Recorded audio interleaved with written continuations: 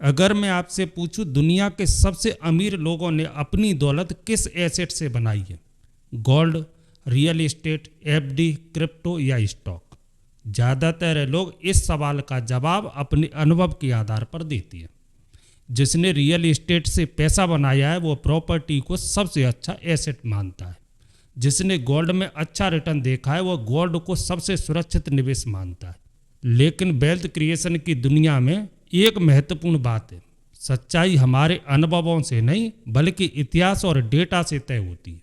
और अगर हम पिछले 100 साल के इतिहास को देखें तो एक एसेट बार बार सबसे आगे दिखाई देता है। लेकिन उस एसेट का नाम जानने से पहले हमें एक सवाल समझना होगा, क्या वेल्थ क्रिएशन और वेल्थ प्रोटेक्शन एक ही चीज़ है? क्योंकि यहीं से अधिकांश लोग गलती करना शुरू कर देते हैं।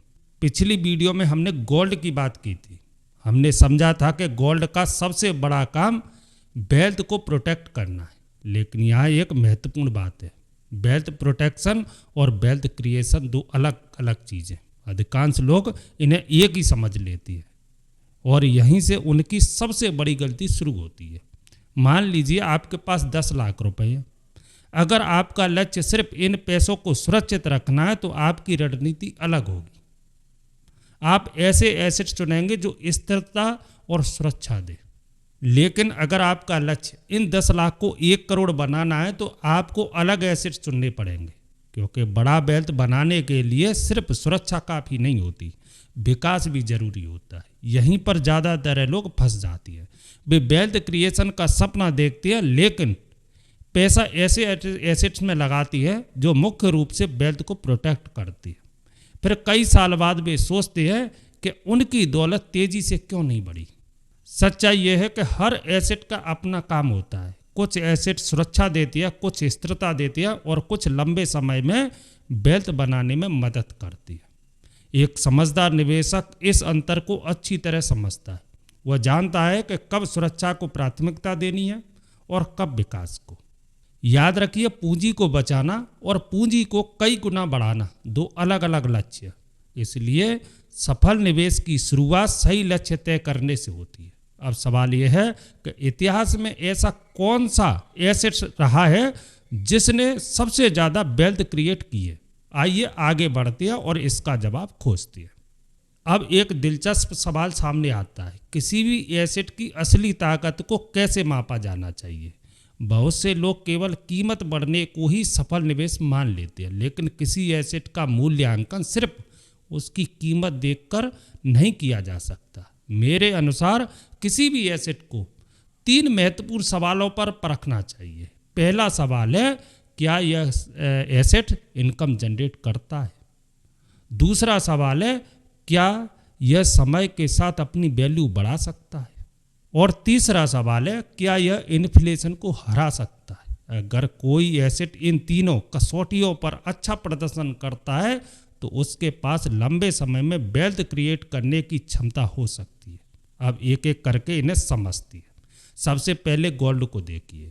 गोल्ड हजारों वर्षों से वैल्यू स्टोर करने के लिए माना जाता है, लेकिन गोल्ड अपने आप कोई इनकम जनरेट नहीं करता। आप उसे होल्ड कर सकती है, लेकिन उससे बिजनेस की तरह नियमित कमाई नहीं होती। अब एफडी की बात करते हैं। एफडी निवेशकों को निश्चित इनकम प्रदान करती है। यह स्थिरता और सुरक्षा का एहसास देती है, लेकिन कई बार इन्फ्लेशन और टैक्स के बाद वास्तविक रिटर्न काफ़ी कम रह जाता है। अब रियल एस्टेट को देखिए। कुछ परिस्थितियों में रियल एस्टेट अच्छा रिटर्न दे सकता है, किराए से इनकम भी मिल सकती है, लेकिन इसके साथ मेंटेनेंस, टैक्स और कानूनी प्रक्रिया और लिक्विडिटी जैसी चुनौतियां भी जुड़ी होती है। अब स्टॉक और बिजनेस की ओर आइए।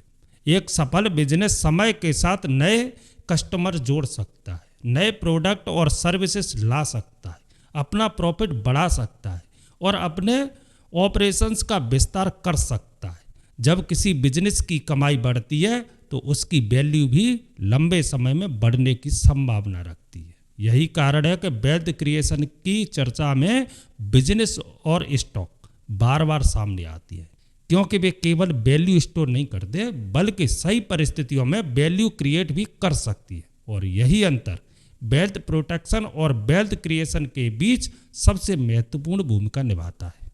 अब तक हमने अलग अलग एसेट की विशेषताओं को समझा, लेकिन अब एक महत्वपूर्ण सवाल है, दुनिया के सबसे अमीर लोगों ने अपनी वेल्थ किस तरह बनाई।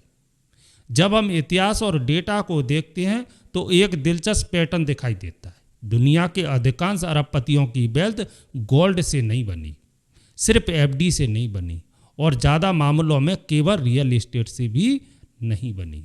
उनकी वेल्थ का सबसे बड़ा स्रोत बिजनेस ओनरशिप रहा है। कुछ लोगों ने अपना बिजनेस शुरू किया, कुछ लोगों ने सफल बिजनेस में हिस्सेदारी खरीदी, और शेयर मार्केट में इसी हिस्सेदारी को हम स्टॉक कहते हैं।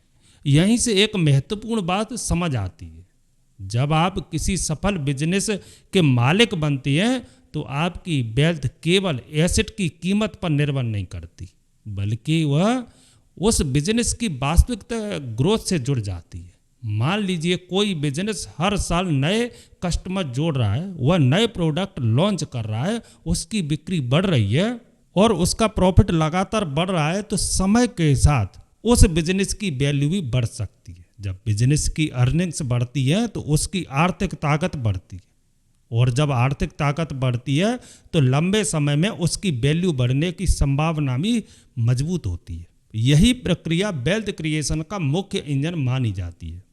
यही कारण है कि कई सफल निवेशक केवल कीमतों को देखने के बजाय बिजनेस की गुणवत्ता, उसकी अर्निंग्स और उसकी भविष्य की संभावनाओं पर ध्यान देते हैं, क्योंकि लंबे समय में असली वेल्थ अक्सर उत्पादक एसेट से बनती है जो लगातार वैल्यू क्रिएट करते रहती है।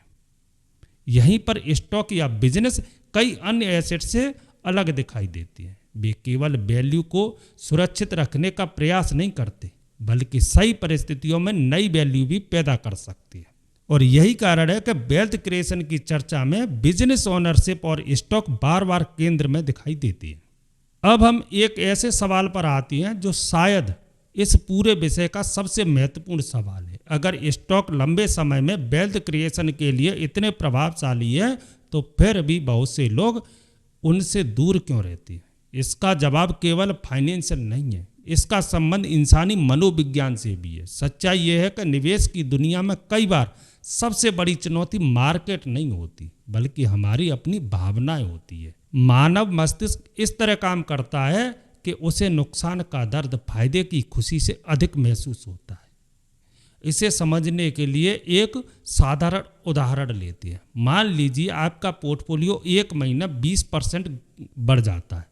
ऐसी स्थिति में आपको खुशी महसूस होगी, लेकिन अगर वही पोर्टफोलियो 20% गिर जाए तो चिंता और डर पैदा हो सकता है। दिलचस्प बात यह है कि दोनों स्थितियों में प्रतिशत समान है, लेकिन भावनात्मक प्रतिक्रिया अलग होती है।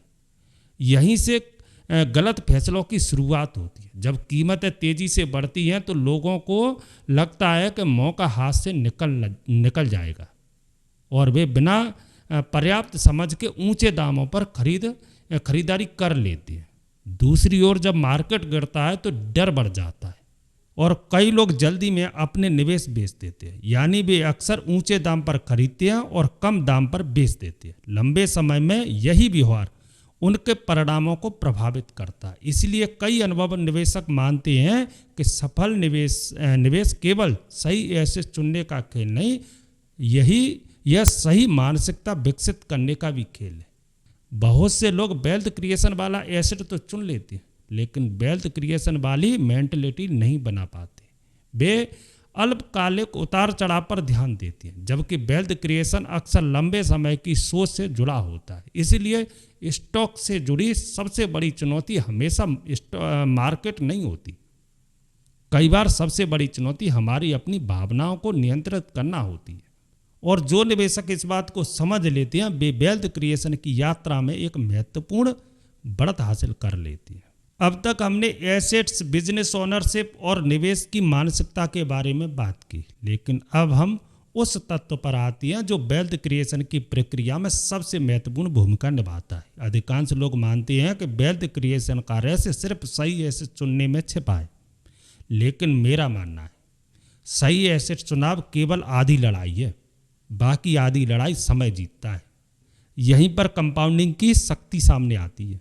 कंपाउंडिंग एक ऐसी प्रक्रिया है जिसमें आपके निवेश से होने वाली कमाई भविष्य में और अधिक कमाई पैदा करती है, लेकिन इसकी सबसे बड़ी शर्त है धैर्य। और यही वजह है कि जहां अधिकांश लोग संघर्ष करते हैं। आज की दुनिया में लोग तेजी से परिणाम देखना चाहते हैं। वे कई बार 20 साल के परिणाम सिर्फ 2 साल में चाहते हैं। वे जल्दी अमीर बनने के तरीके तलाश करते हैं और इसी जल्दबाजी में वेल्थ क्रिएशन की सबसे बड़ी शक्ति खो देती है। सच्चाई यह है कि अधिकांश बड़ी वेल्थ धीरे धीरे बनती है। शुरुआती वर्षों में प्रगति बहुत साधारण दिखाई दे सकती है। कई बार ऐसा लगता है कि कुछ खास हो ही नहीं रहा, लेकिन समय के साथ जब कंपाउंडिंग अपना प्रभाव बढ़ाती है तो परिणाम भी तेजी से दिखाई देने लगती है। यहीं से लोगों को लगता है कि सफलता अचानक आ गई। उन्हें दिखाई देता बड़ा परिणाम, लेकिन दिखाई नहीं देता वह लंबा समय जिसमें लगातार धैर्य रखा गया था। उन्हें दिखाई देता है वर्तमान की सफलता, लेकिन दिखाई नहीं देते वे वर्ष जिनमें अनुशासन और निरंतरता बनी रही। यही कारण है कि सफल निवेशक केवल अच्छे एसेट नहीं चुनते, बल्कि उन्हें पर्याप्त समय भी देते हैं।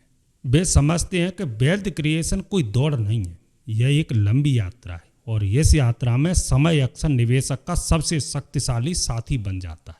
इसलिए अगर वेल्थ क्रिएशन का एक असली रहस्य चुनना हो तो वह केवल सही एसेट नहीं, बल्कि सही एसेट के साथ लंबे समय तक बने रहने की क्षमता है। अब इस वीडियो का कंक्लूजन करते हैं। तो वेल्थ क्रिएशन के लिए सबसे शक्तिशाली एसेट कौन सा है?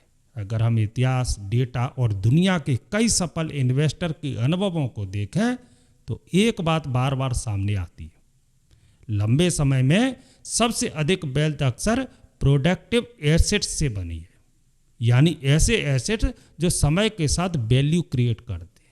और इस श्रेणी में बिजनेस और बिजनेस ओनरशिप विशेष महत्व रखती है। स्टॉक के माध्यम से एक निवेशक सफल बिजनेस में हिस्सेदारी प्राप्त कर सकता है, लेकिन यहाँ एक महत्वपूर्ण बात याद रखिए, सिर्फ सही एसेट चुन लेना ही सफलता की गारंटी नहीं है, क्योंकि वेल्थ क्रिएशन का सबसे बड़ा दुश्मन हमेशा गलत एसेट नहीं होता।